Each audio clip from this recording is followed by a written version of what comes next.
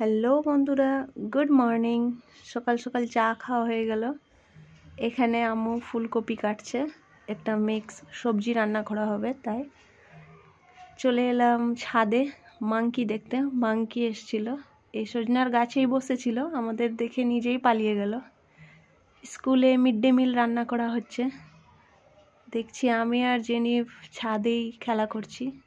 জেনিফ school থেকে এসে আমার জন্য কিটক্যাট নিয়ে এসছে, আমরা দুজনেই ভাগ করে আনন্দের সাথে খেয়ে নিলাম।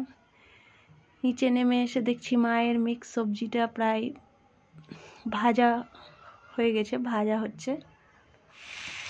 এখানে মশলাতে কষানো হচ্ছে, আলু, ফুলকপি, গাজর, মটরশুঁটি সব একসঙ্গে।